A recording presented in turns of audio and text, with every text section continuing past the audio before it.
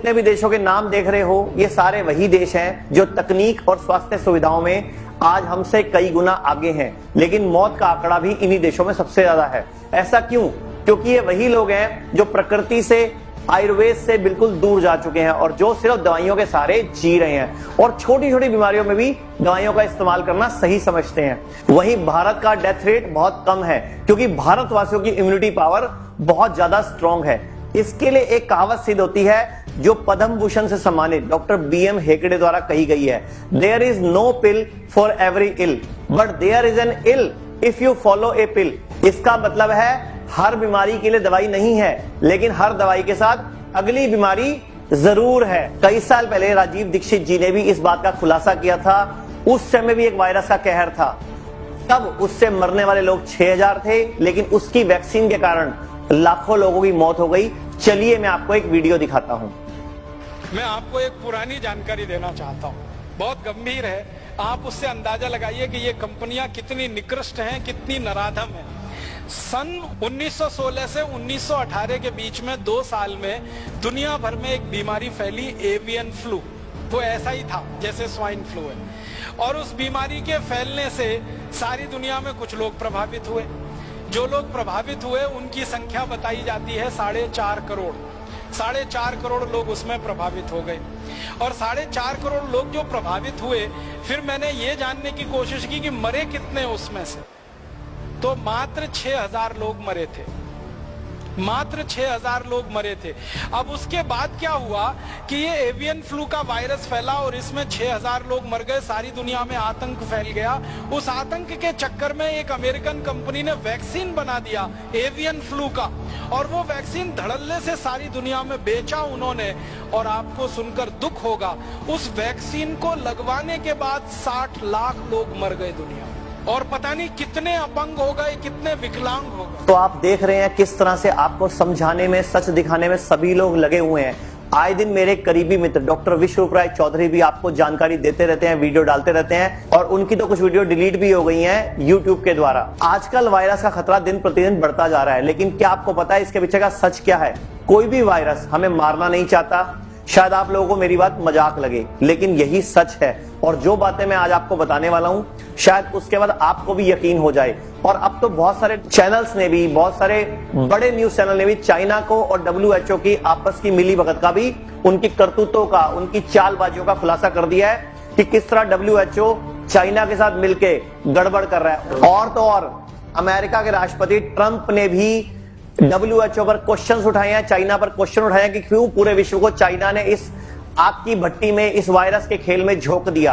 आप सबको पता है हमारा शरीर 90% सिर्फ पैथोजन से बना है, यानी कि वायरस, बैक्टीरिया, और 10% सेल्स, कोशिकाएं हमारी होती हैं। जिस प्रकार से हम अपना घर उजड़ना नहीं देना चाहते, उसी तरह कोई भी बैक्टीरिया, वायरस अपना घर नहीं तोड़ना चाहता, यानी कि हमें मारने नहीं आता, क्योंकि जब तक हम जीवित हैं तभी तक उन्हें भोजन मिलने वाला है।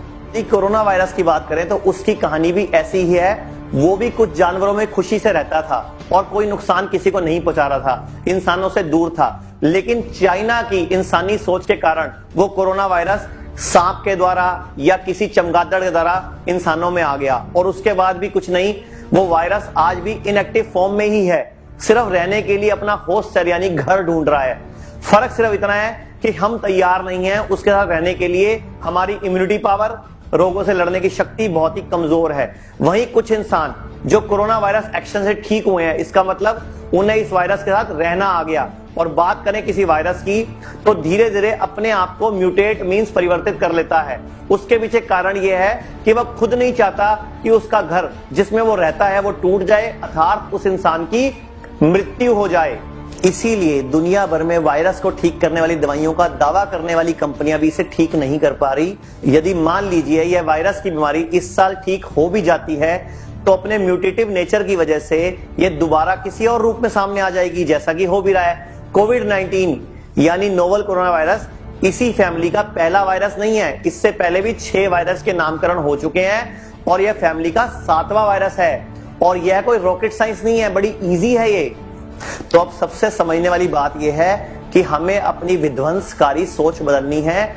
हम वायरस जो हमारे लिए नहीं बने, उनको मौका देते हैं फैलने का, अपने शरीर के अंदर आने का। और यदि ऐसा हो भी गया किसी की गलती से वायरस हमारे अंदर आ भी जाते हैं तो एक ही तरीका है अपनी इम्यूनिटी को स्ट्रॉन्ग करने का, ताकि कोरोना जैसे बहुत सारे वायरस हमें आगे भी नुकसान ना पहुंचाएं।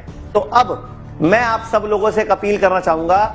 मैं चाहता हूं कि राजीव दीक्षित जी जो भारत के अंदर एक बहुत बड़े क्रांतिकारी हुए, उनकी याद में एक संगठन बनाया जाए जिसमें मैं प्रपोज करूंगा डॉक्टर BM हेगड़े, डॉक्टर विमल छाजेड़, डॉक्टर विश्वरूप राय चौधरी, इन जैसे लोगों को जो थोड़ी सी मॉडर्न चिकित्सा पद्धति से अपनी सोच अलग रखते हैं। इस संगठन का एक ही काम होगा कि एलोपैथी में जिस बीमारी का इलाज नहीं है उस बीमारी का इलाज करके भारत सरकार को देना, ताकि भारत सरकार को सबूतों के साथ, रिसर्च पेपर के साथ देना, जिससे भारत सरकार पूरे विश्व में उसको प्रचार कर सके और पूरे विश्व के लोग भारत में इलाज कराने आए। और ये सब कुछ होना चाहिए मेरी राय में स्वर्गीय राजीव दीक्षित जी की याद में।